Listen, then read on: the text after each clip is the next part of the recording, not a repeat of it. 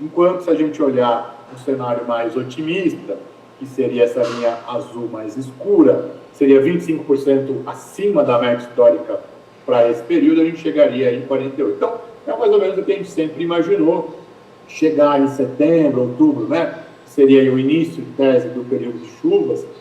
Nem sempre São Pedro respeita isso, evidentemente, mas entre 50 e poucos por cento, né? 55 talvez por cento, com o cenário mediano, é a previsão que o CEMADEM aponta, e me parece, né, se mantidas essas retiradas, tanto para São Paulo quanto para o PCJ, e as previsões climatológicas, a gente chegaria na ordem aí de 50 e poucos por cento, aguardando aí sim as chuvas do próximo verão, para ver o que a gente teria de cenário para 2025. Né? Então, está aí só para compartilhar com todos essa rodada do CEMADEM. Imagino que já na próxima rodada, da próxima reunião, a gente já vai conseguir enxergar um pouco já até o mês de novembro, aí sim já olhando as previsões climatológicas para setembro, outubro, novembro e o final desse período seco por aí. Né? Eu gostaria agora então de convidar a sala de situação, Rafael e a Carol, que estão por aí os dois hoje, para fazer uma apresentação aí breve do que aconteceu somente durante o mês de junho. Por favor, não sei se Rafael e Carol estão os dois por aí, fiquem à vontade. Bom dia, Alexandre. Bom dia a todos, pessoal da coordenação da STMH.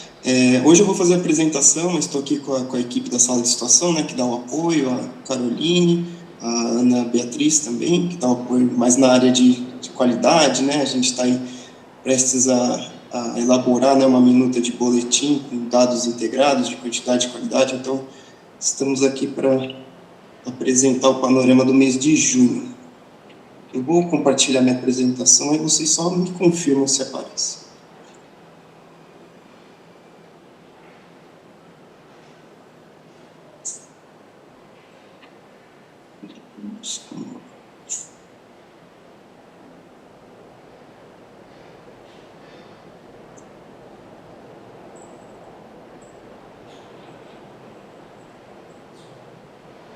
Ok, Rafael.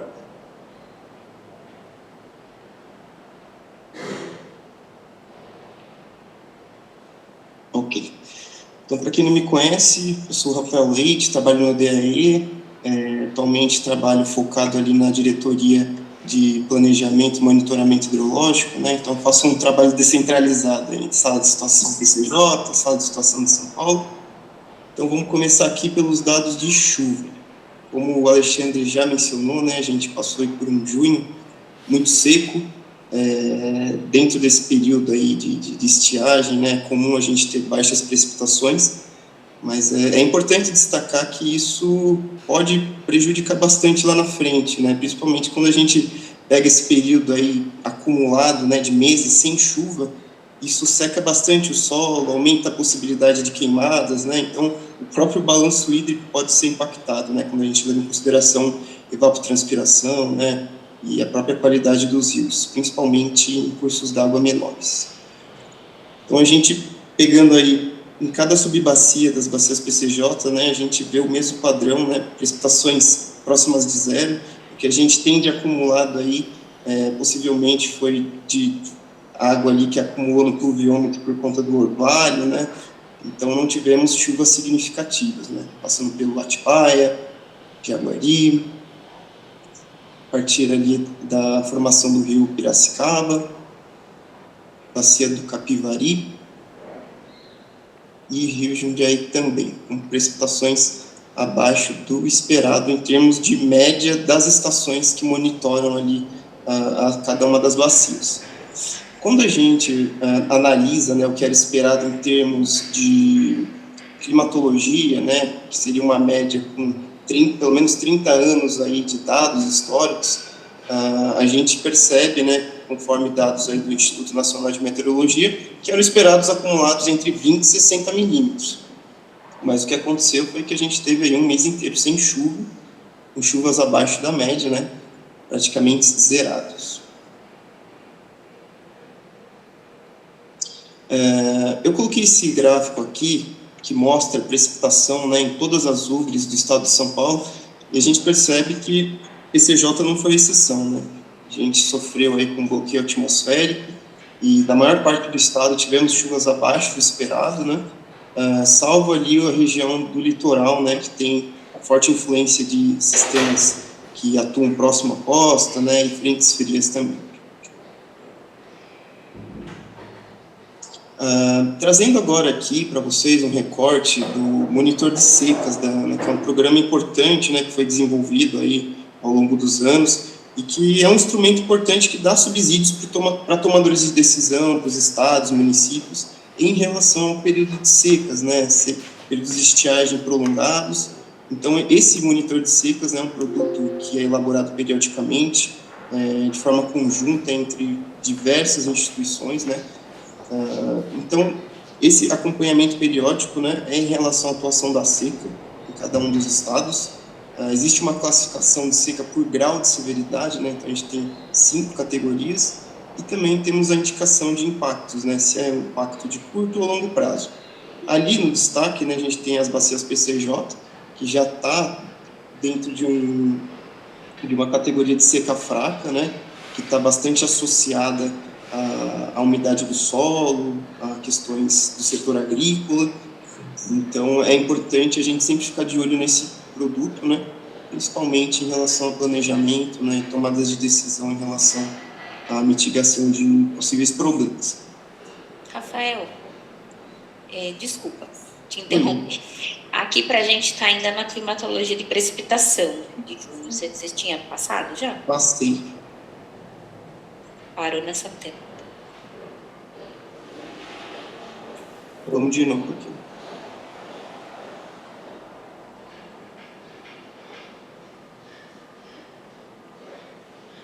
Só um minutinho.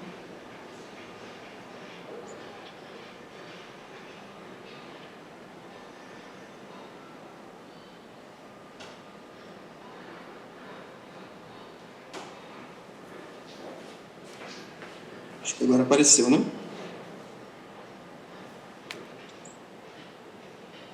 Chegou a aparecer para vocês o slide do monitor de secas? Não apareceu para mim. Agora tinha aparecido o monitor de seca, mas da primeira vez não. Então, peraí que eu vou compartilhar de novo. Eu pensei que não tivesse aparecido.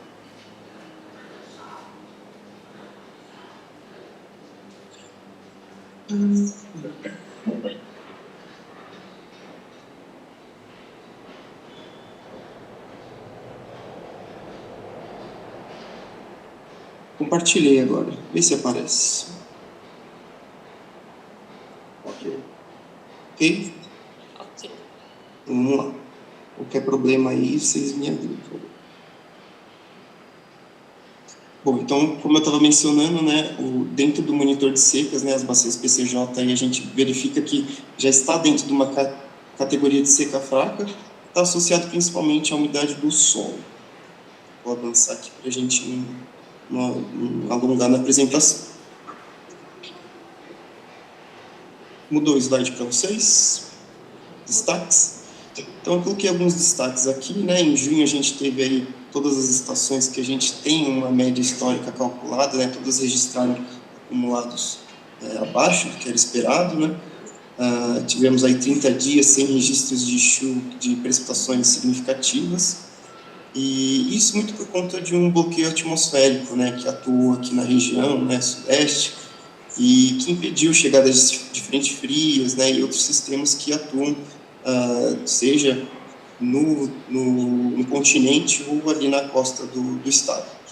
Então, isso resultou num período de veranico, né, conhecido aí por dias que são atipicamente mais quentes, né, acima do esperado. Isso ocorre aí nos meses que estão dentro do outono e inverno.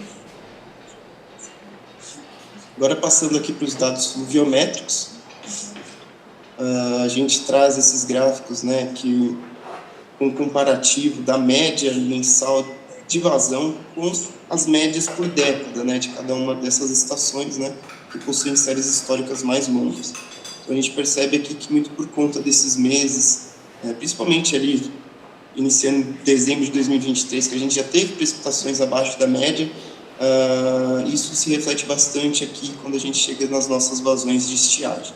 Então, a gente percebe aqui que no Rio Jaguari, por exemplo, na estação Rio Jaguari Usina Star, tivemos aí uma vazão de 10,62 metros cúbicos por segundo, abaixo, quando comparado com todas essas décadas aqui, iniciando lá nos anos 40.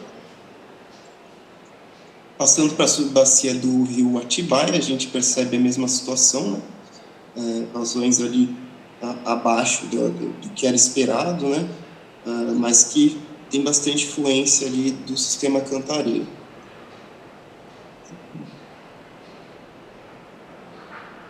Chegando ali na formação do rio Piracicaba, né?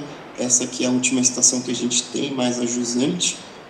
As vazões também ali registradas foram bem baixas, né? Em torno de 33,06 metros cúbicos por segundo, abaixo aí das médias por década, considerando dados ali desde 64. Na bacia do Jundiaí, como a gente não tem uma série histórica longa, a gente sempre faz um comparativo com os últimos 10 anos, mas a gente percebe aí o mesmo padrão, né, e tendência de vazões abaixo do que foi registrado nos anos anteriores, e no rio Capivari também. Agora, passando para falar um pouco sobre o sistema Cantareira, nós trazemos também esses gráficos, né, que traz um balanço de afluências, afluências naturais, né, ao sistema Cantareira, e a gente traz essas médias por década também, considerando a série histórica ali que inicia nos anos 30.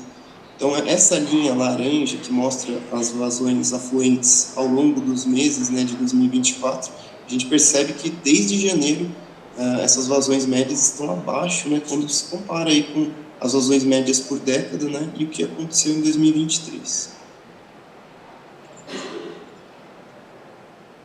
Aqui é um balanço do sistema equivalente, né, então esse gráfico mostra para a gente as vazões afluentes, o que foi de vazão defluente, né, considerando todas as barragens ali do sistema equivalente, que seria Jaguari, Jacareí, Cachoeira e Atibainha. Então, a gente iniciou o mês de junho com 70,65%, né, do volume armazenado, e depois chegamos lá em dia 30/6 com 66,71%. Conforme já foi tratado, né, a transposição do Paraíba do Sul para o sistema Cantareira iniciou em maio, né, e durante o mês de junho tivemos aí uma média de 7,73 metros cúbicos por segundo de vazão.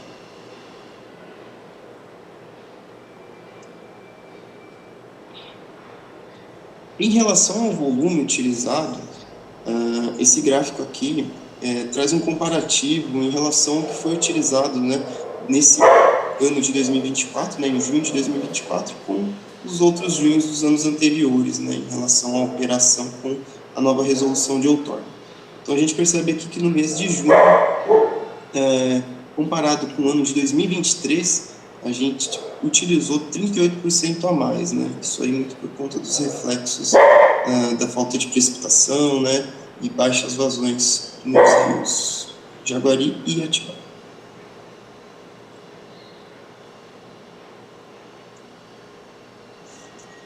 Agora, sobre os postos de controle, né, que são utilizados aí na operação do sistema Cantareira, a gente também traz esse acompanhamento mensal, né, das vazões médias diárias, dos 3 postos de controle, Rio Atibaia em Atibaia, Rio Atibaia Captação Valinhos e Rio Jaguari em Buenópolis. Durante todo o mês de junho, a gente percebe aqui que a meta foi atendida, né? Então, não tivemos problema em relação ao atingimento ali da meta de 2 metros cúbicos por segundo. Passando para o posto de Valinhos, né, onde a situação é um pouco mais crítica, as médias também foram atendidas, né, durante todo o mês, e a gente percebe que, descarregando bastante, ainda a gente fica ali numa tendência de ficar constante em torno de 12, 11, tendendo a decair, dependendo da época, mas durante todo o mês de junho a meta foi atendida. E isso se repetiu também para o posto de controle Jaguari em Buenópolis. Era isso, pessoal. Caso tenha alguma dúvida, caso alguém precise dessa apresentação ou de mais informações, a gente fica à disposição. Passo a palavra aí para o Alexandre. Muito obrigado aí, Rafael, pessoal aqui toda aí da sala de situação, pela apresentação, né? Depois encaminhar para a gente, porque sempre depois da reunião alguém acaba pedindo e a gente, o pessoal da Secretaria Executiva, já se antecipa e manda por aí. Acho que não teve nenhuma pergunta, né, dessa demonstração aí do que foi o mês anterior. Então, muito obrigado aí, Rafael, e a sala de situação. Na sequência, né, eu costumo sempre dizer que o Rafael apresentou um pouco que a gente olhou no retrovisor, e agora eu queria convidar o Jorge Mercante, coordenador de GT Previsão, para a gente olhar um pouco para o para-brisa, né, o que a gente tem no curto e no médio prazo, junto com o pessoal do Cinepar, acho que está o Marco por aí também, o que a gente tem de perspectivas aí para o próximo período. Então, Jorge Mercante, bom dia, fique à vontade. Bom, pessoal, bom dia.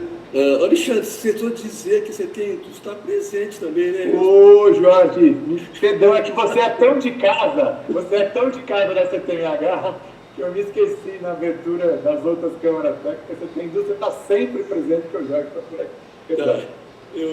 Mas eu sei, eu entendo que você realmente esqueceu por esse motivo. Aliás, Alexandre, você me permite... Eu queria fazer uma opinião aqui muito pessoal, né? Eu moro aqui em Campinas há tanto tempo. O grande indutor do aumento profissional aqui na região de Campinas é que Campinas, aqui a região, todo mundo quer morar aqui, né? Curar de emprego, de universidades, a qualidade de vida nossa é muito alta. Eu não creio que o aumento da industrialização seja o grande indutor. Também eu desconheço, no momento, qual é o número de empresas que estão instalando aqui, que demandam a água tal, e também lançam. Tá? Mas é só esse pequeno, me permita, tá também fora do contexto aqui, né? Tinha falado isso antes, não pude falar, mas eu só queria manter essa minha opinião. Tá? Aqui mesmo agora, que eu moro aqui em Barão Geraldo, vai ter agora, já tem empreendimentos, querem fazer um condomínio aqui de 800 lotes aqui dentro de Barão Geraldo, aqui próximo à Unicamp. Eu acho que tem interesses, né? Realmente, até que eles vão precisar de água também. Imagino que as empresas de saneamento vão vender água para eles, né?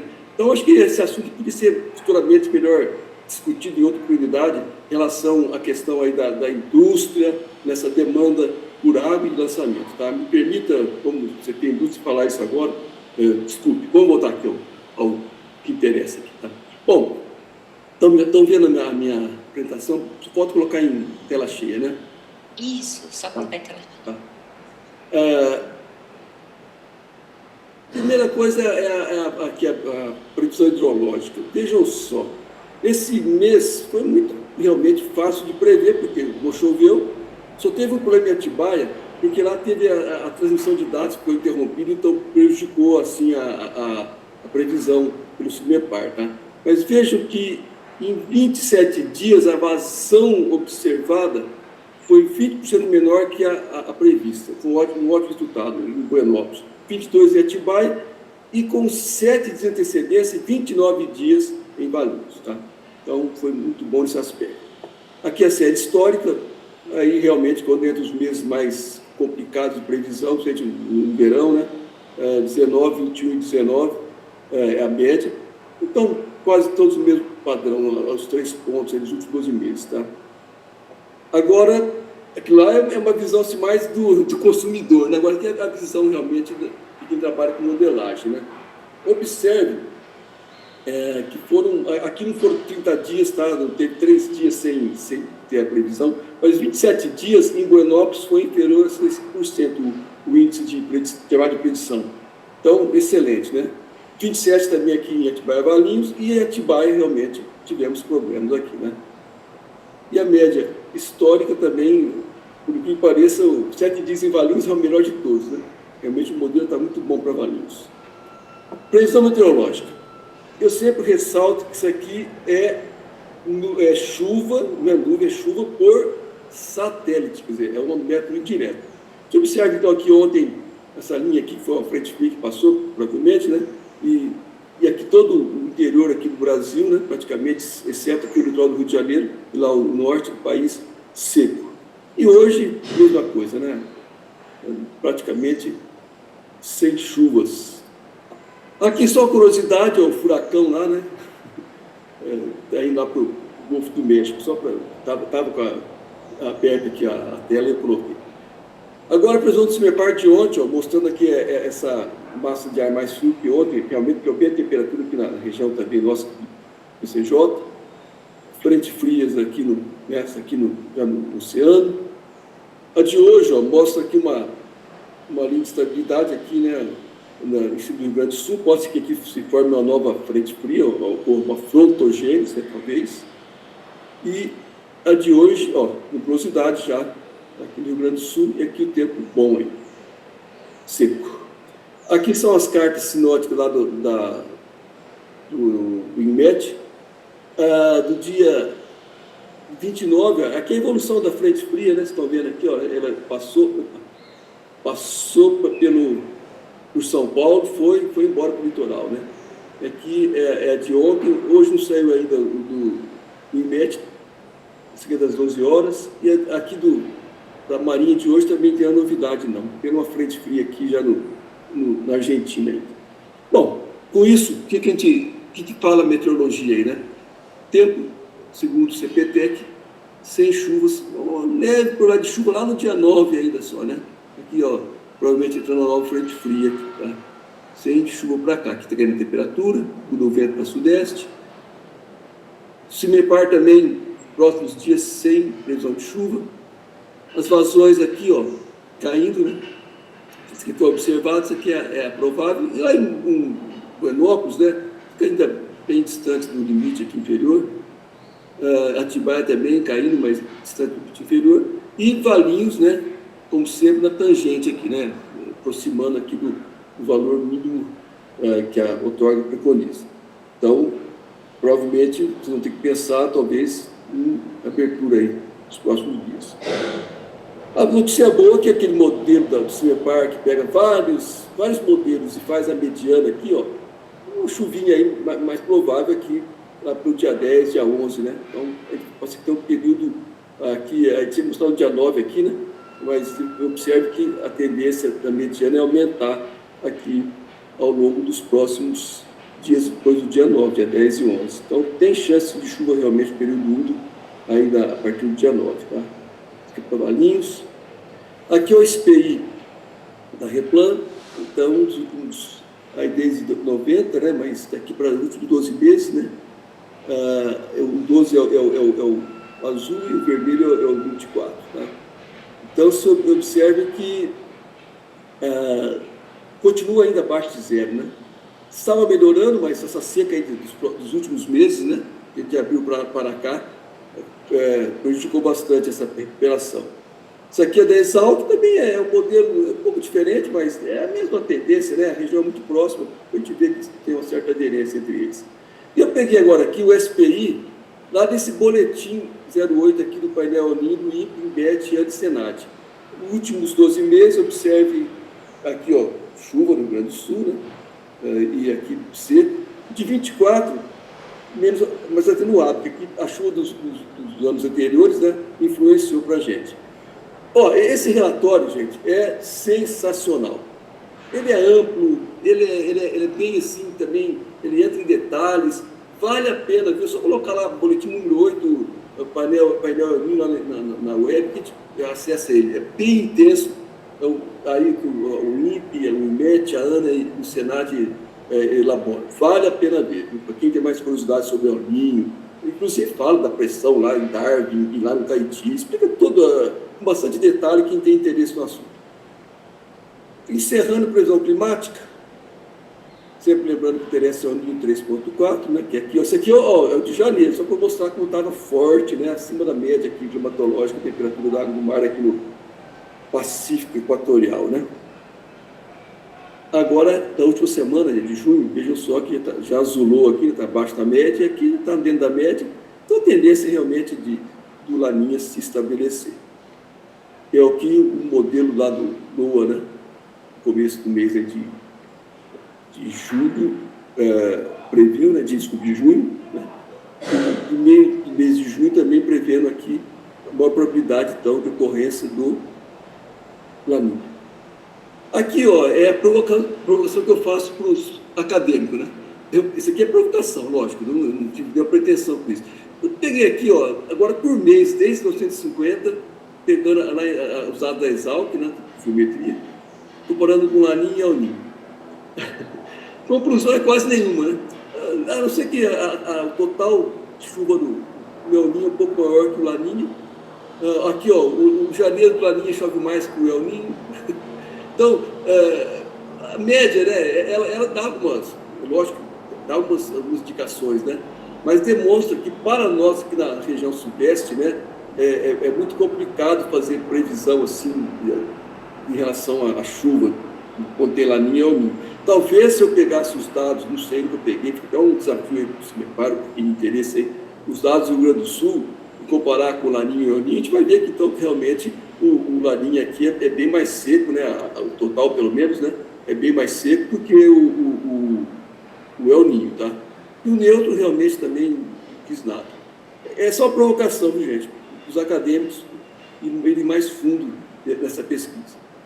Encerrando mesmo, vamos pegar agora, então, aqui a previsão para julho, agosto, setembro do estado de Colômbia, demonstrando aqui que realmente a região aqui vai estar abaixo da média, como o Alexandre falou, nesse período é seco, não tem tanta influência, né? E depois, agosto, setembro, outubro, novembro, e agora outubro e dezembro, aqui já cai já dentro da média, então se chover aqui nesse período dentro da média, já vai dar uma boa aliviada, né? E finalmente aqui o do CPT aqui, MET FUNSEMI, ainda prevê ainda chuva acima da média Santa Catarina, né? E aqui abaixo da média. É isso que eu tinha para apresentar, fica à disposição para eventuais perguntas. O Marco, né, está aí presente, se quiser também fazer algumas considerações, Marcos, serão bem-vindas. Deixa eu parar a apresentação.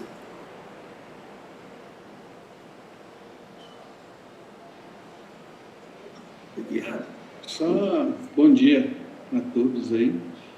É só um comentário aqui bem sutil aqui, porque está muito na frente ainda, mas a gente está olhando aqui, a gente está começando a olhar uns dados de acumulação de precipitação mensal prevista pelo ensemble do SMWF. Então já não é tanto anomalia, a gente trabalha mais com quantidades, né? E eu estava olhando esses mapas que você mostrou no final, aí, mostrando uma tendência de chuva próxima à média aí, no final dos períodos, aí, e é isso que, pelo menos, o SMWF está mostrando, né? E até a gente está discutindo internamente, mas ainda não está muito longe ainda, porque é para dezembro, né? Mas ele mostra essa precipitação acumulada mensal prevista pelo modelo, mostra uma acumulação bem grande, sim, bem grande, né? Próxima ao período, próximo ao que se espera para a época do ano, aí na casa de 200, 250 milímetros, mas no sul de Minas, aqui Rio de Janeiro, Vale do Paraíba, tudo. A gente está, assim, a primeira olhada que a gente dá nisso seria como se fosse a configuração de uma zona de convergência do Atlântico Sul, né? A característica da precipitação acumulada mostra isso, porque depois, ao mesmo tempo que sobe a precipitação nesse período do ano, nessa região aqui, e seca bastante o sul de novo, né? Então, quando seca o sul e o sudeste, aqui, essa faixa aqui do sudeste aqui, a precipitação aumenta, o mecanismo mais habitual que faz isso acontecer é a criação de zonas de convergência do Atlântico Sul, né, nessa região aqui, e faz com que seque o sul do Brasil. Agora, tem que esperar pelo menos os próximos 1, 2 meses aí, né, para a gente chegar mais perto um pouco desse período de dezembro. Se o modelo continuar, vamos dizer, reforçando, né, isso aí, essa seria até uma boa notícia aí, né, porque você tem aumento da atividade de precipitação no sul de Minas, né, no Rio de Janeiro, né, na faixa aí da divisa de São Paulo com Minas, é uma área que importa bastante aí, né, para a vazão dos rios, né, que chegam tanto aí na PCJ como também para Cantareira, né? Mas isso é só um detalhe que tá um pouco ligado aí com esse mapa que você colocou no final aí, né, de anomalias de precipitação muito próximo à média no final do ano.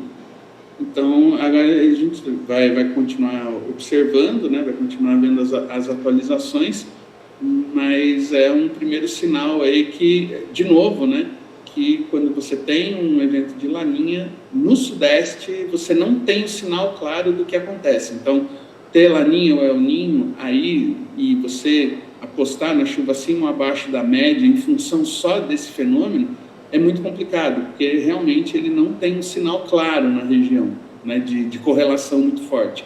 Já no Sul, no Nordeste, isso ele é bem mais correlacionado em relação ao evento de grande escala, né? Mas aí já fica um primeiro sinal aí que de repente a gente possa ter aí, né, condições favoráveis aí para recuperação já no final da primavera, início do verão, aguardar os próximos meses aí, né, e se o modelo confirma ou se ele reajusta esses valores que ele está indicando aí para a região aí das cabeceiras aí dos rios de interesse. Você vê que quando pega os janeiros desde 1950, né, o Laninha tem uma média é um negócio ingrato, né, mas de qualquer forma demonstra que pode ter realmente chuva com Laninha em janeiro, chuva até abundante, né? Isso não é previsão, né, Marco? Isso aí é passado. Cenário, né? Cenário. Cenário, é passado. Mas, quer dizer, também o que você está dizendo aí pode realmente acontecer, né? Você está percebendo já o sinal previamente aí. Vamos ver, quem sabe lá para setembro se traga notícias mais ainda certeiras, né? Mais certezas. Se tivesse um sinal contrário, seria bastante preocupante. Sim. Mas os primeiros indícios, né, porque é bem no fim mesmo do período estendido de previsão, mostram um sinal razoável, né? Um sinal de chuva muito próximo à média, como você mostrou no outro mapa, está coincidindo com essa outra informação. Então, vamos aguardar os próximos meses aí para confirmar isso.